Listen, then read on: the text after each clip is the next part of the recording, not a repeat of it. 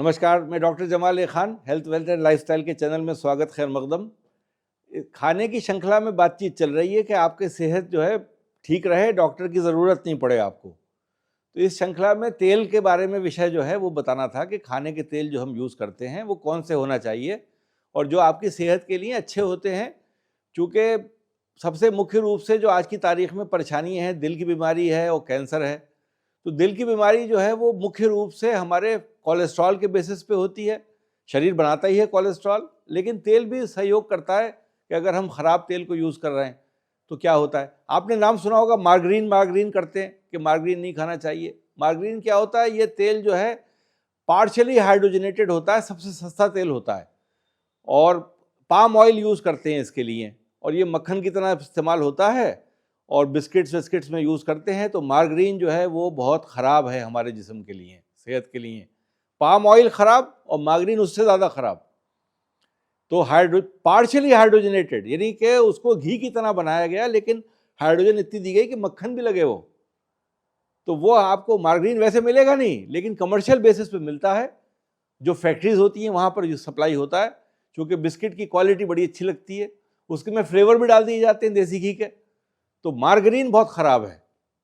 अब हम आते हैं अपने नॉर्थ के तेल में, जो हमारा नॉर्थ में इस्तेमाल करते हैं। दो तरह का तेल हम इस्तेमाल करते हैं। जाड़ों में लोग कहते हैं तिल का तेल खाइए, बड़ा गर्म होता है, तो तिल का तेल अच्छा है। कुछ लोग कहते हैं, और हेल्थ के मैगजीन्स और जो हमारे जर्नल्स हैं वो भी ये कहते हैं कि सुबह में एक 5 ml तेल अगर आप तिल का पी लें या रात को सोते वक्त पी लें, वो भी सेहत के लिए बहुत अच्छा होता है। ये बात ज़रूरी है समझना। तो तेल मुख्य रूप से कौन कौन से मैंने पाए कि अच्छे होते हैं। एक सफ़ेद सरसों होती है जो हमारे देश में कम होती है, वो कैनोला बोलते हैं उसको। वो कनाडा में पहली बार पाई गई थी। कनाडा के ऑयल, कैनोला, ओला मतलब ऑयल और कनाडा से कैनोला। वो कैनोला का तेल जो होता है वो कोल्ड प्रेस्ड होता है, हल्का होता है और वो बहुत अच्छा पाया जाता है। दुनिया भर में काफ़ी इस्तेमाल खाने पकानों में कैनोला का ऑयल का यूज़ किया जाता है। जो सरसों का तेल है, कच्ची घानी का तेल जो होता है, उसमें एक पदार्थ ऐसा है जो कैनोला में नहीं होता है। एक एसिड होता है जो उसकी मात्रा इस हमारे कच्ची घानी के तेल में बहुत ज़्यादा होती है। वो तेल जो है हमारे दिल के लिए बहुत अच्छा नहीं माना जाता है। इत्तेफाक की बात है, हम लोग खाते हैं, ज़माने से खा रहे हैं।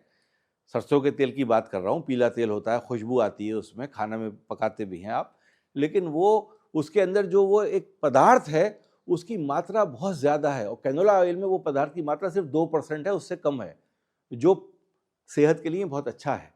तो ये रिसर्च में पाया गया।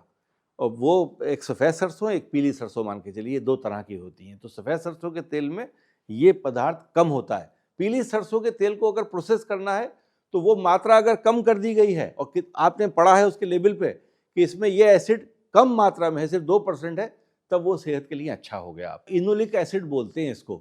इसका 2% से कम मात्रा होना चाहिए। जो मस्टर्ड ऑयल, जो हमारा सरसों का तेल पीला वाला होता है, कच्ची घानी, उसमें इनोलिक एसिड की मात्रा 10% से ज़्यादा होती है, 8-7-10% होती है। तो 2% से ज़्यादा मात्रा में अगर है तो वो ख़राब है। तो ये तेल जो है ये हमारे लिए बहुत अच्छा है। सनफ्लावर ऑयल है, सैफ्लावर ऑयल है, ग्राउंडनट ऑयल है, कोकोनट ऑयल है, ये सारे तेल हमारे लिए सब अच्छे हैं, इनमें कोई ख़राबी नहीं है। क्या होता है कि जिस रीजन में आप रह रहे हैं उस रीजन में जो चीज़ पैदा हो रही है उसके तेल को इस्तेमाल करेंगे तो थोड़ा सस्ता पड़ेगा, अच्छा भी होगा, और आपके पूर्वजों से खाते चले आ रहे हैं तो आपकी जीन्स में जो है वो प्रॉब्लम नहीं करेगा, जो आपका संतुलन बनाए रखेगा। क्योंकि हैबिट जो होते हैं खाने के वो सदियों में डेवलप होते हैं, कोई एक दिन में डेवलप नहीं होता है। कोई मैं ऐसा खाना अब तेल लेके आ जाऊं जो साहब कनाडा में बनता था और मैंने इंडिया में उसको शुरू कर दिया खाना और सोचा सेहत के लिए अच्छा है, तो ये हिमाकत है, बेवकूफ़ी है, इसमें कोई तुक नहीं है। एक चीज़ और इम्पॉर्टेंट है इसी विषय में तेल के, जो बताना है, कितना तेल खाना चाहिए हमें। बीच बीच में आते रहेंगी अच्छी अच्छी बातें, आप सुनते रहिएगा मेरा वीडियो, बीच में बंद मत कर दीजिएगा, भाग जाते हैं इधर उधर आप लोग। छोटे वीडियोस देखने के ख्वाब देखते रहते हैं कि 2-3 मिनट में बात समझ में आ जाए, थोड़ा सा 15 मिनट दे दिया कीजिए। तो हमें 4 से 6 चम्मच चाय के, उतना तेल हमारे लिए पर डे माना गया है कि सेहत के लिए ठीक है। तो समझ लीजिए कि 6 चम्मच जो होता है 30 ml होता है, 6 पंजे 30, 5 ml आता है तेल एक चम्मच में, तो 20 से 30 ml तेल दिन भर में खाना चाहिए। अब आप ये देखिएगा कि ये तेल वो खाली पकाने वाला तेल की बात नहीं हो रही है। जो चीज़ें आप और खा रहे हैं, नमकीन खा रहे हैं, दिन में आपने कुछ समोसा भी खा लिया, उसमें भी तेल इस्तेमाल हुआ, उसको भी तेल को कैलकुलेट कीजिए। ये नहीं कि खाली घर में जो मैंने तेल इस्तेमाल किया वो इतना था, तो वो तेल भी उसको काउंट करके देखना है कि हमें उतना तेल, उससे ज़्यादा हमारी ज़रूरत नहीं है। अब तेल में पाया गया था कि साहब तेल को लंबा लाइफ के लिए कैसे रखेंगे वो ख़राब नहीं हो जाए, तो उसके लिए वनस्पति बन गया, जैसे हमारे ज़माने में जिसको कहते थे नकली घी के नाम से जानते हैं। तो वो क्या होता है, तेल में आपने हाइड्रोजन पास करी निकिल के साथ में। निकिल जो है वो एक एडजुवेंट है, वो रिएक्शन कैटलिस्ट की तरह काम करता है, और हाइड्रोजन पास करी तो हाइड्रोजनेटेड ऑयल जो घी की शक्ल ले ले। तो वो क्या होता है कि जब आपने उसको कढ़ाई में छोड़ा या खाने में डाला तो वो तेल की तरह बन गया, लेकिन आपने जब उसको खाने को छोड़ दिया, रख दिया, ठंडा हुआ तो वो फिर जम गया। वो हाइड्रोजनेटेड ऑयल है, वो भी रिफाइंड वैरायटी है ऑयल की, क्योंकि वो हीट से बनाया गया है। तो लिहाजा ये कि उसकी शेल्फ लाइफ बहुत हो जाती है कि आपने घी का डिब्बा खरीदा तो 6 महीने 8 महीने तक चलता रहेगा। बाकी तेल जो है वो ऑक्सीडाइज होने लगते हैं ऑक्सीजन के साथ में, उनकी टेस्ट बदल जाता है। तो ये है। मिसाल के तौर पे कोल्ड प्रेस्ड ऑयल का मतलब क्या होता है कि हमने हीट को यूज़ नहीं किया, गर्मी से हमने तेल नहीं निकाला, गर्म करके। किसी भी चीज़ को गर्म करने के बाद तेल निकालेंगे, वो तेल जो है वो रिफाइंड तो होगा, बहुत अच्छा तेल तो होगा, देखने में बहुत अच्छा होगा, लेकिन उसमें कुछ चीज़ें ऐसी होंगी जो नहीं होना चाहिए, कुछ अच्छी होंगी, कुछ ख़राब होंगी, जैसे मैंने आपसे कहा। तो हमें 2 चीज़ों पे ध्यान देना है तेल में मुख्य रूप से, कि हम तेल यूज़ कहाँ कर रहे हैं। क्या हम डीप फ्राइंग का तेल यूज़ कर रहे हैं, या हम जो है तेल को, ऐसे भी तेल होते हैं जो हम समझिए सलाद में डाल के खाते हैं। तो कोल्ड प्रेस्ड ऑयल जो होते हैं वो पकाने के तेल हैं, उन्हें पकाने में इस्तेमाल करना चाहिए। और जो हम फ्राइंग करते हैं, जो कढ़ाई में हम चीज़ पकाते हैं, बनाते हैं, उसमें हमें जो है वो प्रोसेस ऑयल भी यूज़ कर सकते हैं, जो गर्मी से निकला हुआ तेल है। वो 2 तेल, इनमें दोनों में ये फ़र्क है। मैं शायद समझाने की कोशिश कर रहा हूँ, किचन में घुस गया हूँ आपके। तो ये 2 तेल जो मुख्य रूप से हैं, इनमें दोनों में अच्छाई बुराई है। कुछ लोग कहते हैं ऑलिव ऑयल बहुत अच्छा है, जैतून का तेल, जिसको हिंदी में जैतून भी बोलते हैं, उर्दू में बोलते हैं ऑलिव ऑयल। उसमें ऑलिव ऑयल में अगर पोमेस मिला हुआ ऑयल है, पोमेस लिखा हुआ है ऑलिव ऑयल में, वो आपकी सेहत के लिए अच्छा नहीं है। वो ऑलिव्स के खोजड़ से बनाया हुआ तेल है, जो हमने फर्स्ट प्रोसेसिंग ऑलिव्स की ऑलिव महंगे होते हैं बहुत, जैतून महंगी होती है। तो जो पहला प्रोसेसिंग है उसकी कोल्ड प्रेस्ड ऑयल है, जिसको कहते हैं extra virgin olive oil, EVOO। अगर ये तेल है तो ये सबसे अच्छा तेल है, ड्रेसिंग्स के लिए यूज़ करते हैं। वो जहन में मेरे आवाज़ अब आई बात, सलाद में जो ड्रेसिंग करते हैं तेल की, वो EVOO से करना चाहिए। और वो अगर खाने में इस्तेमाल करेंगे तो खाने का टेस्ट भी अच्छा रहेगा। फ्राइंग के लिए अच्छा तेल नहीं है वो।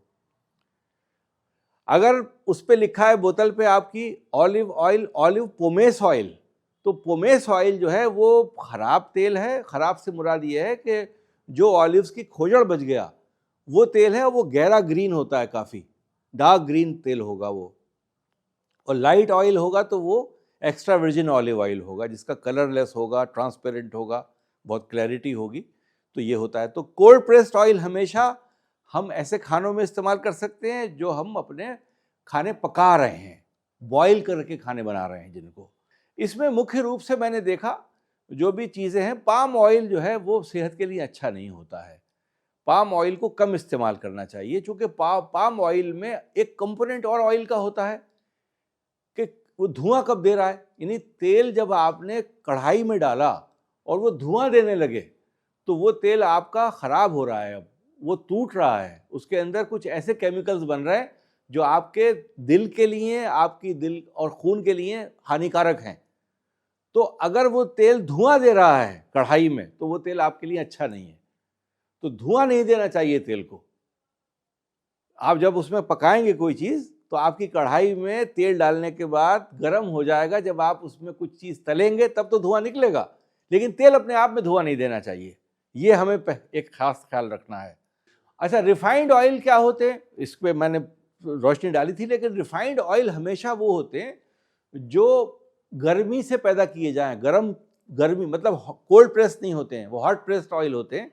उनके अंदर केमिकल्स डाले जाते हैं, उनकी स्मेल ख़त्म कर दी जाती है, उनको कलरलेस बनाया जाता है, लाइट कर दिया जाता है। और वो एक मिथ है कि लाइट ऑयल है तो दिल के लिए बहुत अच्छा है।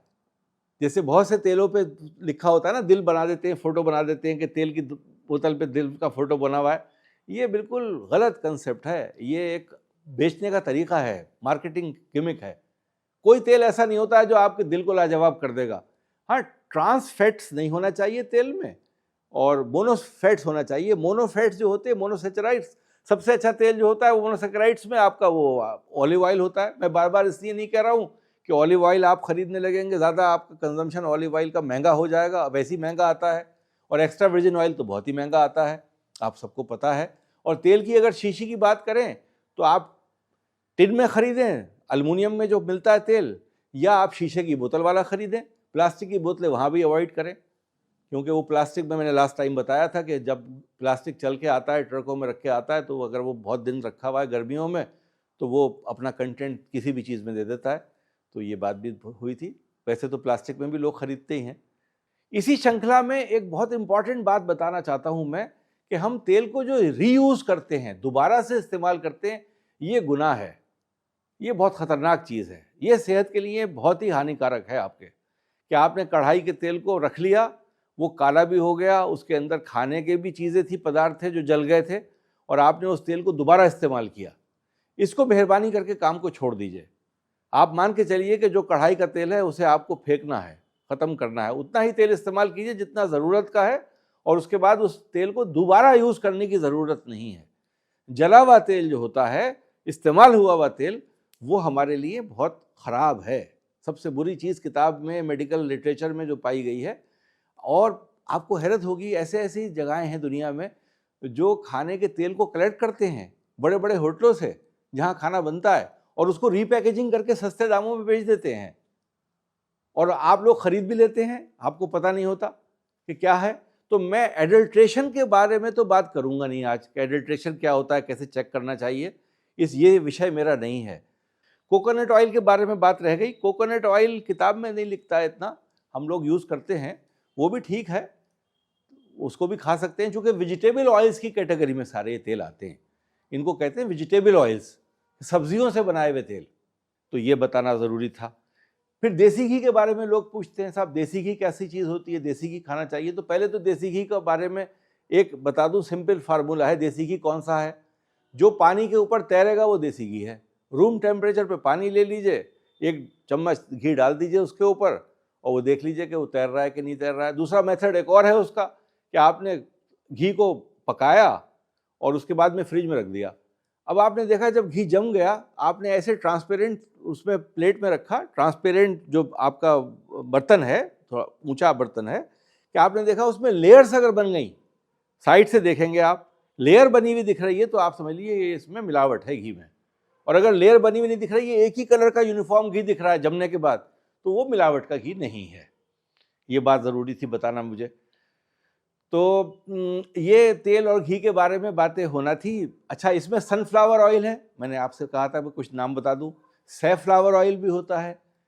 अच्छा, रेपसीड ऑयल जो होता है वो सफ़ेद सरसों, पीली सरसों, दोनों को तेल को रेपसीड ऑयल बोलते हैं। मूंगफली का तेल है, वो भी अच्छा होता है। आपके भुट्टे का तेल है, कॉर्न ऑयल है, वो भी ठीक होता है। तिल का तेल है, तिल के तेल को हम बोलते हैं, वो भी बहुत अच्छा होता है, वो भी खाने के लायक होता है, और वो भी ठंडा तेल होता है, कोल्ड प्रेस्ड ऑयल होता है तिल का, वो भी अच्छा तेल है। और इसमें सब नियमित रूप से, किसी किताब में ऐसा नहीं लिखा है कि साहब ये तेल कम खाना चाहिए और ये तेल 20 ग्राम, वो तेल 30 ग्राम, ऐसा कुछ नहीं है। कोई सा भी तेल आप इस्तेमाल कर रहे हैं, उनमें ये चीज़ों को ध्यान रखना है कि इतना हम खाएंगे, इससे ज़्यादा नहीं खाएंगे। और जो भी आप पदार्थ बाहर से मंगाते हैं, दाल मोटी खा रहे हैं आप, जैसे मान लीजिए बहुत लोग दाल खाते हैं ना, नमकीन खा रहे हैं, उसमें भी बहुत तेल होता है, और वो तेल जो है उसकी क्या क्वालिटी थी, क्या क्वांटिटी थी, कौन सा था, उसके बारे में पता नहीं हो पाता है। यूजुअली कमर्शियल स्केल पे आता है तो वो यूजुअली सस्ता तेल खरीदते हैं। तो इस लिहाज से जो है हमारे घर के खाने अच्छे होते हैं। घर की चीज़ों में तेल बहुत इम्पॉर्टेंट सब्जेक्ट है हमारे दिल की बीमारियों के लिए। दिल की बीमारियाँ और ख़ास तौर से स्ट्रोक में भी, इवन ब्रेन की बीमारियों में भी। तो ये तेल पे ध्यान देना और तेल को सही तरीके से इस्तेमाल करना और किचन वाले को बताना, अपने रसोइया को बताना कि कितना तेल इस्तेमाल करो, क्या हमें देना है, नाप तोल करके आप तेल दीजिए अपने किचन में। तेल को कहीं और रखिए, आप आज इसका दे दीजिए कि आज इतना तेल मैंने दिया, ये शाम तक बस इतना ही ख़त्म करना है भाई, इससे ज़्यादा नहीं दे सकते। ये इसलिए नहीं कि आप कंजूस हैं, बल्कि आपको सेहत का ख्याल है। सबसे इम्पॉर्टेंट तेल जो होता है वो हमारे लिए, अच्छा कितना % हमारी डाइट में होना चाहिए? अगर 2000 यानी कैलोरीज हम खा रहे हैं तो 10% कैलोरी खाली तेल से आना चाहिए, उससे ज़्यादा तेल से आना नहीं चाहिए कैलोरी। तो ये बातें मुख्य रूप से मुझे आपसे शेयर करना थी। आप लिखेंगे, मैंने श्रृंखला में ये तय किया था कि अगर आप कोई सवाल पूछेंगे जो मुझे लेना होगा तो मैं अगली श्रृंखला में उसको ले लिया करूँगा।